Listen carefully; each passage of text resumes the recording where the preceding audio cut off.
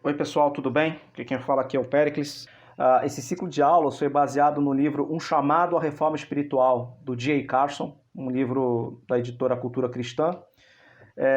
E a gente baseou, né, as aulas desse ciclo nesse livro, que trata das orações de Paulo no Antigo Testamento, visando um avivamento espiritual, uma reforma espiritual da igreja, começar pela vida de oração, né? Agora, não basta simplesmente orarmos mais, se não orarmos com o foco correto, com o foco que deve ser dado à oração, né? Então, o propósito aqui nosso é exatamente esse, é que nós possamos, ao longo dessas aulas, né, vocês possam ter aí entendido qual é o foco correto que devemos dar à nossa vida de oração, né? Então, a gente tem trabalhado isso aí ao longo dessas aulas, tá? O texto base da aula está lá na Epístola aos Romanos, no capítulo 15, dos versículos 30 ao 33, tá? Então, repetindo, o texto base da aula está na Epístola aos Romanos, no capítulo 15, dos versículos 30 a 33. Epístola aos Romanos, capítulo 15, versículos 30 ao 33. O que está dizendo na passagem aqui que a gente vai estudar? Diz o seguinte: recomendo-lhes, irmãos, por nosso Senhor Jesus Cristo, e pelo amor do Espírito, que se unam a mim em minha luta, orando a Deus em meu favor. Orem para que eu esteja livre dos descrentes da Judéia, e que o meu serviço em Jerusalém seja aceitável aos santos, de forma que, pela vontade de Deus, eu os visite com alegria e, juntamente com vocês, desfrute de um período de refrigério. O Deus da paz seja com todos vocês. Amém. Bom, essa é uma oração aqui que está no final ali do capítulo 15, né, da Epístola aos Romanos. Na verdade, é a conclusão de uma exposição de Paulo de motivos, tal que ele faz ao longo desse capítulo.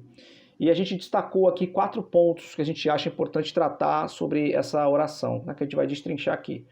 Mas antes de destacar esses 4 pontos, tem 2 aspectos da oração que eu gostaria de lembrar, que eu acho que é interessante.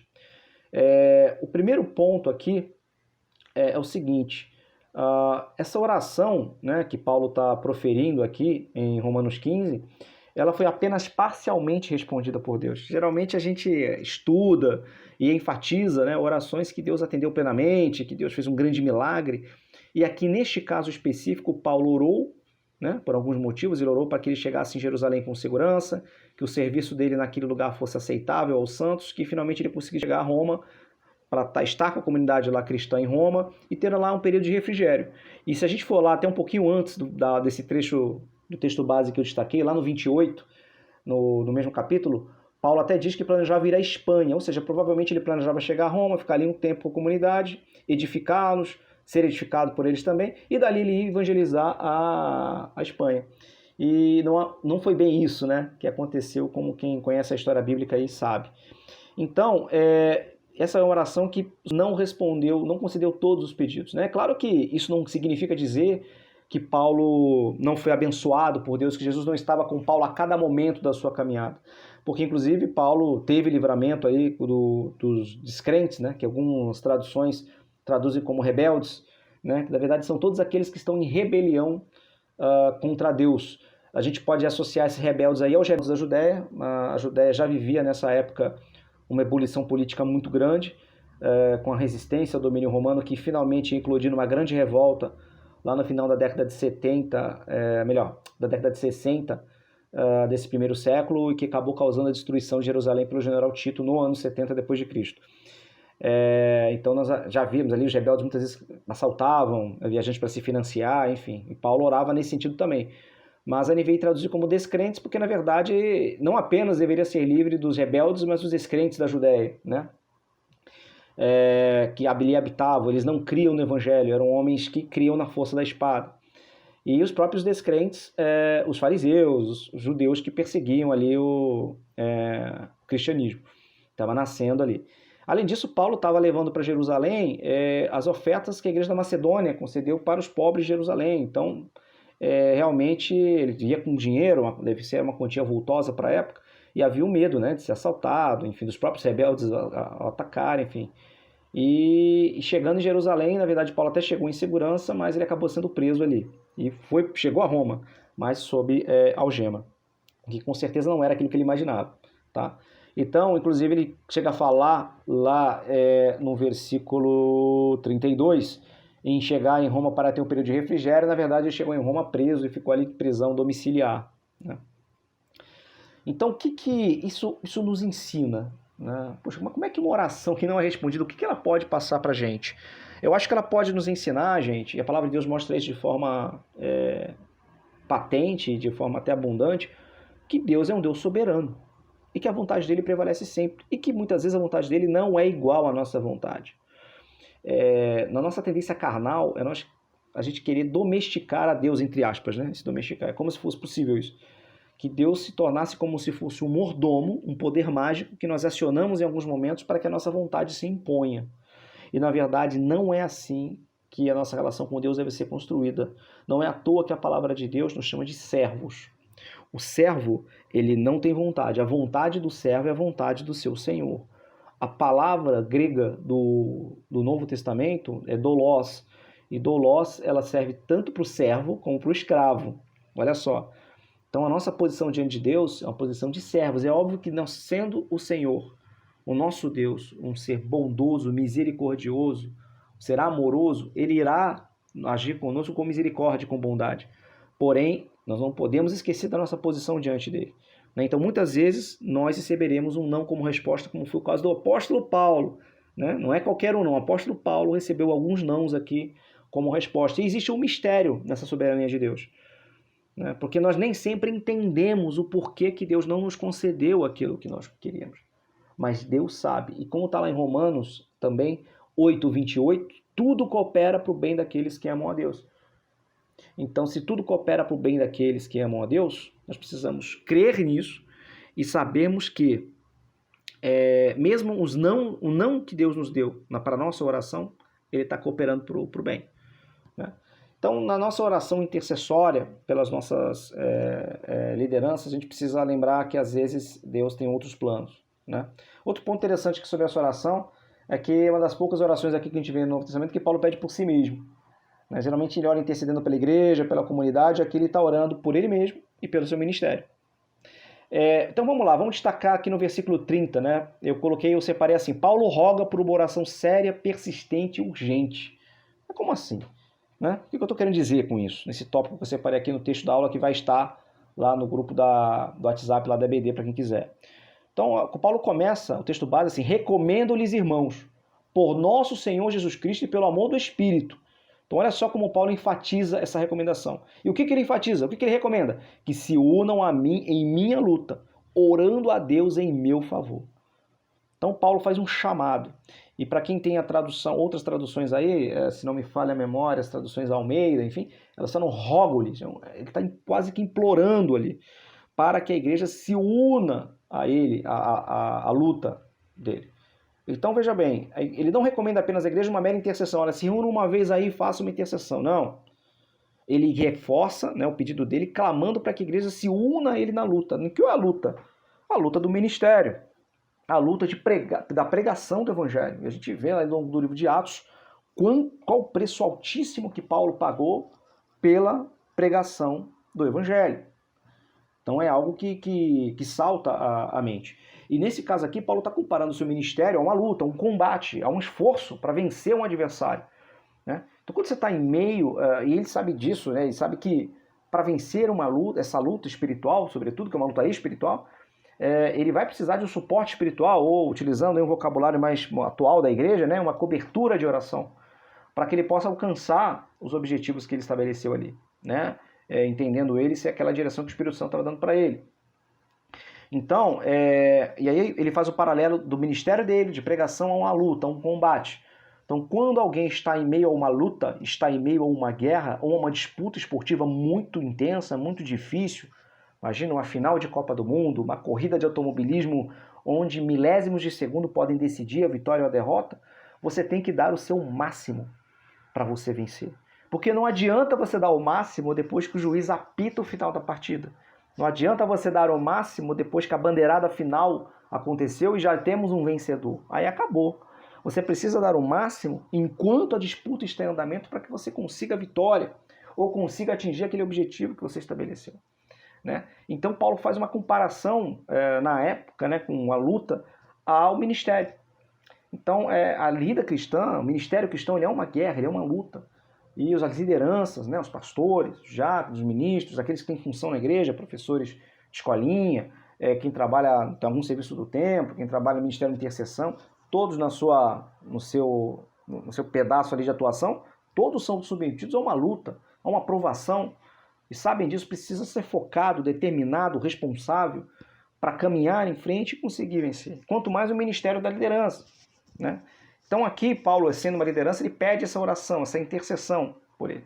Então, sabendo que o ministério é uma guerra, então ele precisa de suporte. E esse suporte, ele é sobretudo espiritual. Um suporte material, obviamente, a gente tem que suportar com oferta, tem que suportar com ombro, amigo, nossas lideranças, com amizade, né, com lealdade, obviamente, que isso são características até que denotam um caráter que é algo prático, mas também denota espiritual.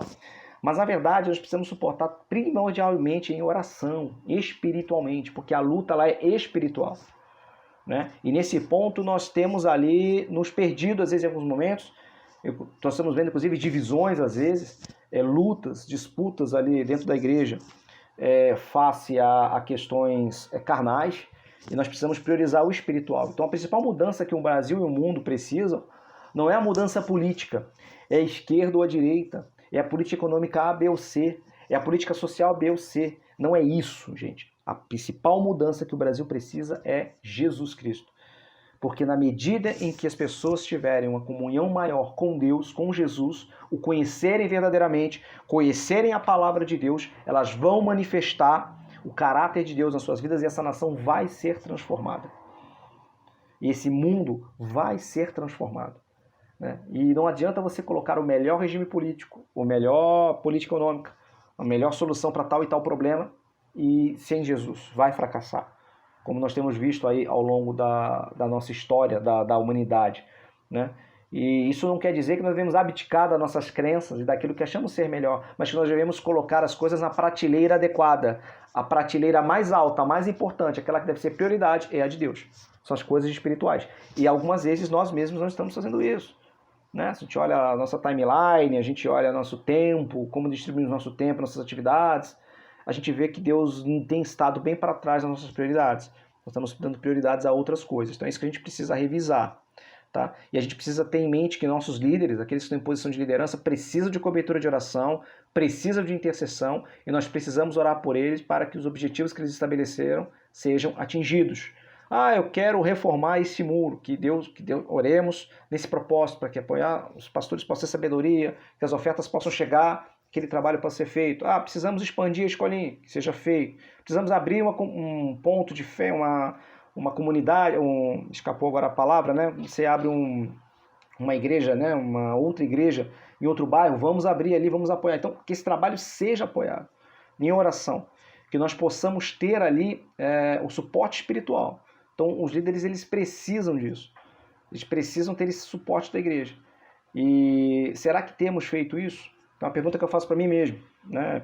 Primordialmente, tá? E que todos nós precisamos fazer isso, se temos orado pelos nossos pastores, para que eles possam ter sabedoria para conduzir, pelos diáconos que lideram nossos grupos, né? Eu sou liderado, né, por outros diáconos, então eu preciso orar por eles, para que Deus conduza sabedoria, dê discernimento nas decisões que são tomadas, até numa escala, na hora do serviço do culto, as ordens que são dadas, né? Que a luta ela é primordialmente espiritual.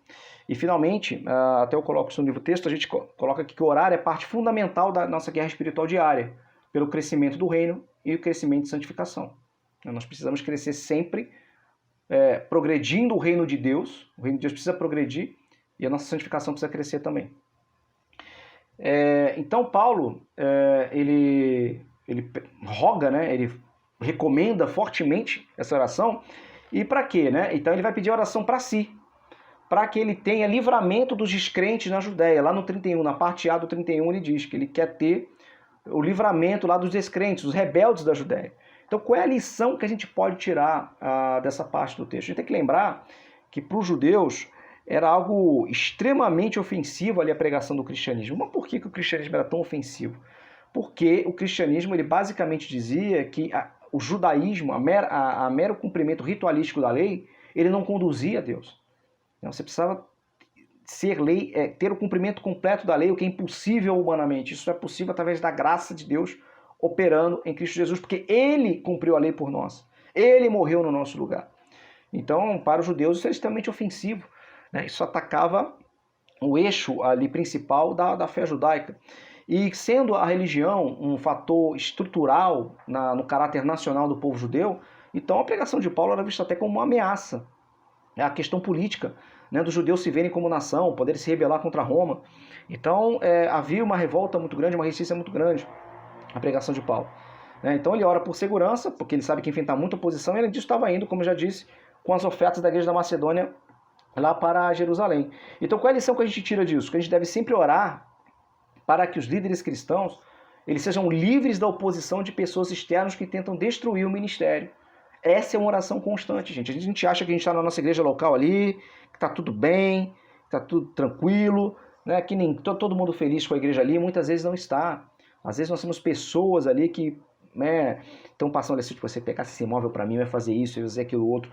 Pessoas até malignas, instigadas por Satanás, que querem ver o fim daquela igreja ali, para que as obras malignas possam prosperar, né? Para que religiões em oposição a Deus possam prosperar aqui nesse bairro.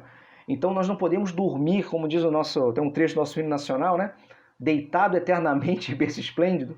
Nós, cristãos, não podemos ficar deitados eternamente em berço esplêndido. Nós precisamos orar, estar atentos, orando constantemente, para que os nossos pastores sejam livres da oposição de pessoas que até estão de fora da obra, mas que tentam destruir esse trabalho.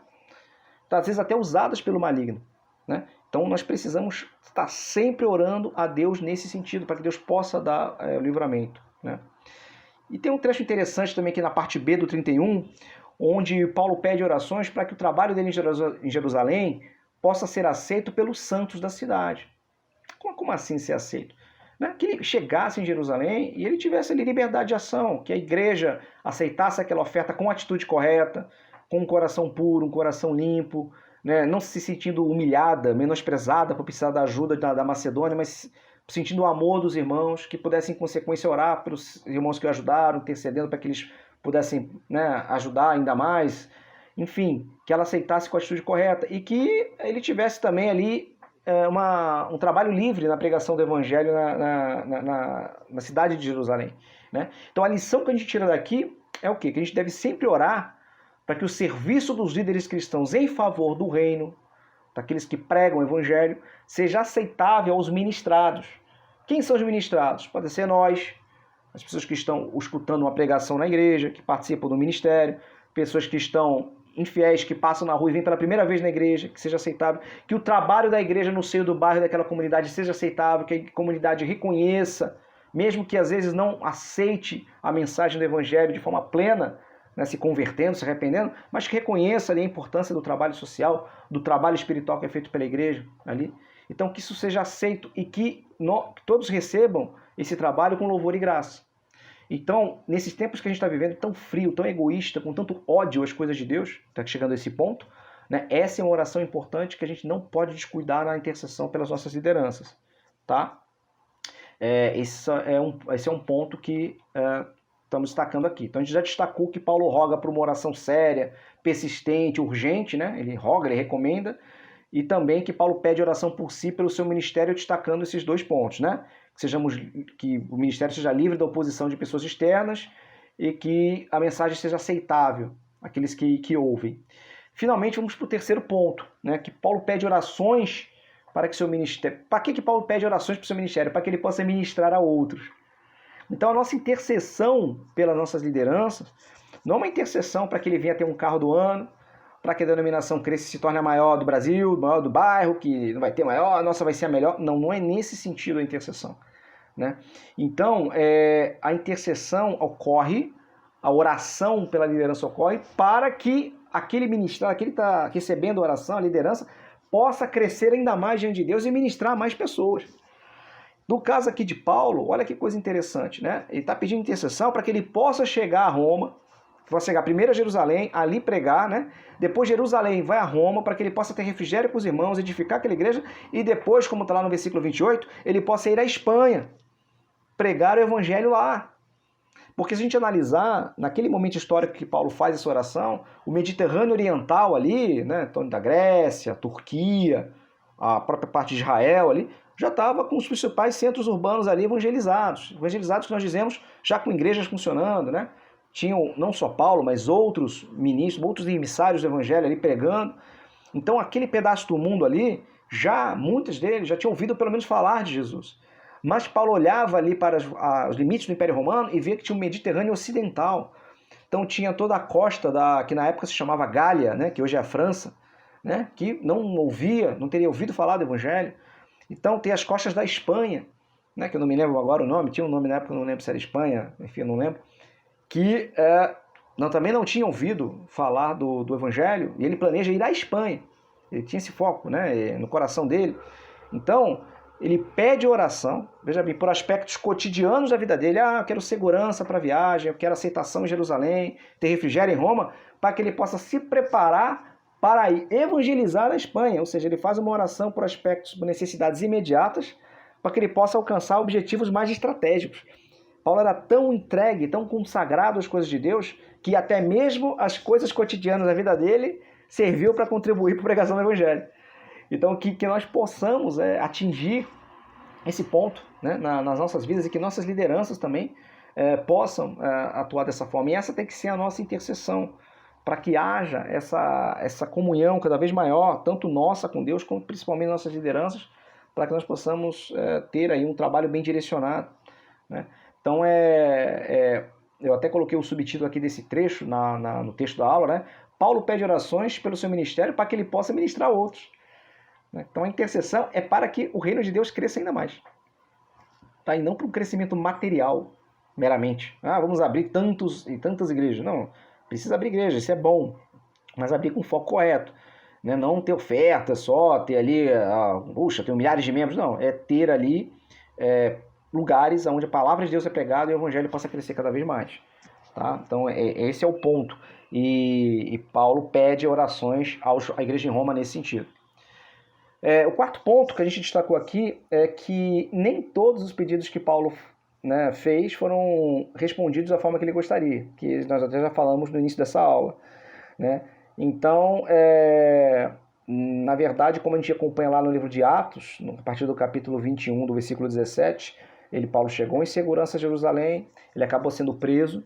Sendo preso, ele optou por, sendo cidadão romano, né, por apelar a César, né, para poder ter um julgamento. Ele, de repente, o que parece ali no texto, né, é que ele sentiu que ali poderia ser julgado de forma política para agradar os judeus. Então ele apela, sendo cidadão romano, né, ele apela a César.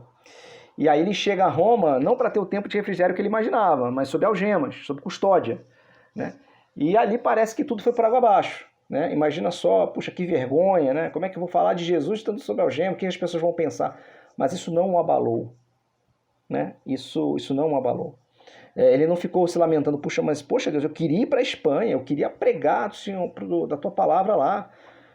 Puxa, o Senhor não permitiu, onde está o Senhor? Não, ele não se abalou. Mesmo estando sob cadeias, ele pregou, ele escreveu epístolas. 4 epístolas da nossa Bíblia, né, foram escritas com ele estando preso. São as epístolas Efésios, Filipenses, Colossenses e Filemon, né, foram escritas com Paulo na prisão. E em Filipenses, Paulo chega a dizer que quando ele mesmo sendo preso, acabou ficando em prisão domiciliar, ele devia ser um preso de excelente comportamento, né, dava testemunho até como presidiário. E ele acabou, os próprios guardas da guarda do palácio, a guarda pretoriana, como se chamava na época, já conheciam do evangelho. Com certeza a maioria não se converteu, mas muitos ali ouviram e muito provavelmente se converteram, né? Então, ouviram a palavra ali, ouviram o evangelho verdadeiro, palavra de Deus pregada. Então, no meio do não de Deus, houve provisão de graça, livramento e houve crescimento do reino. Então, na vida da pessoa, do homem e da mulher que é vaso de Deus, ocorre isso. Mesmo o não de Deus, opera milagre, opera maravilha, gera cura, libertação, salvação.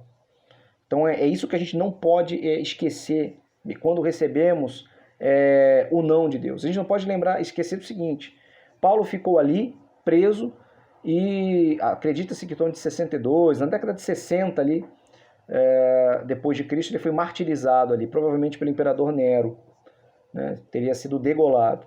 Então a igreja em Roma viu ali um homem de Deus, permanecendo fiel ao seu testemunho até o fim, e a daquela cidade de Roma, né, que muitos cristãos chamavam a Grande Babilônia ali na época, a igreja daquela cidade viu esse testemunho, e dali que viria a nascer a grande perseguição, né, contra a igreja, que ia caracterizar o princípio da igreja até o século III ali.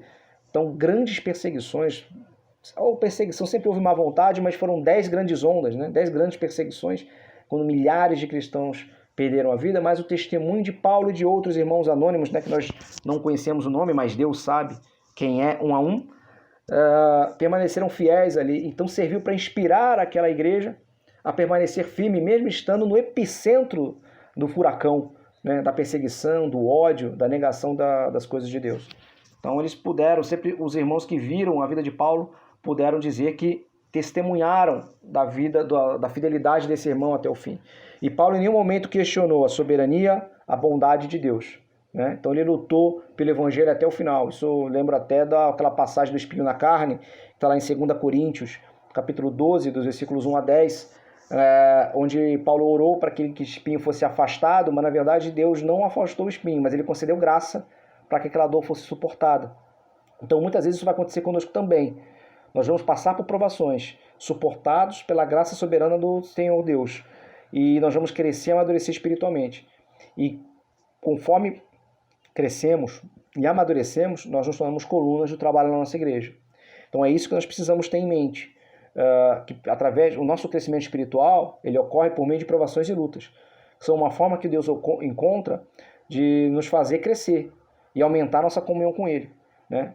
Então, que a gente possa ter em mente o seguinte, que se o não de Deus, ele coopera também para o nosso bem, nós sabemos disso, né? Que nós possamos prosseguir nessa caminhada até receber aquela coroa naquele grande dia, né? Então, oraremos, intercederemos pelas nossas lideranças, com esses propósitos que a gente tratou aqui na aula, né? Vamos interceder de forma firme, de forma séria, de forma disciplinada, urgente, né?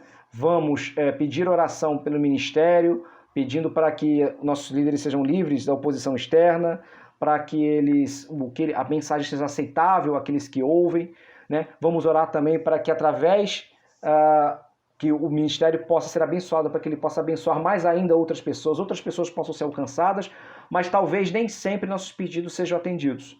E isso não quer dizer que Deus não nos escute, mas quer dizer que Ele sabe o que é melhor para nós, e que em alguns momentos não vai ser aquilo que pensamos ser, tá?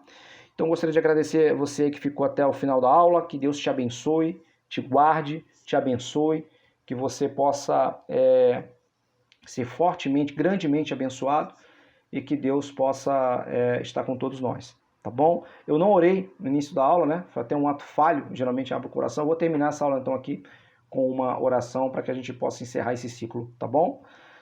Senhor meu Deus e meu Pai, nós te damos graça por termos tido a oportunidade de aprender de Ti, meu Pai, ao longo desse ciclo de aulas, dessa aula em particular e do ciclo aí das 12 aulas, onde falamos do livro de J. Carson. Que o Senhor venha nos abençoar. Não deixe, meu Pai, que essas palavras sejam meras palavras ao vento ou se tornem meros sinais eletrônicos arquivados no nosso celular, no nosso computador, mas que nós possamos, meu Deus e meu Pai, ouvi-la e aplicá-la nas nossas vidas, que elas possam ser vida, meu Pai. Faça com que esse conhecimento nós possamos aplicar em nós e que sejamos grandemente abençoados pelo Teu poder. É isso que nós te pedimos, desde já te agradecemos. Aproveitamos esse momento também, meu Pai, para interceder pela nossa liderança, pelo pastor Roberto, meu Pai, pelo pastor Leandro, pelo pastor Felipe, pastor Alessandro, todos os pastores da nossa igreja, que o Senhor venha abençoá-los, fortalecê-los, meu Deus. Que o Senhor possa derramar sobre eles grandemente o Teu poder e glória, como Tu já tem feito, meu Pai. Que nosso trabalho na igreja de CNV Freguesia possa crescer cada vez mais, não para a glória de homens, mas para a glória do Teu santo nome. Isso é que nós te pedimos e desde já te agradecemos, em nome do Senhor Jesus. Amém. Falou, gente. Tchau, um abraço.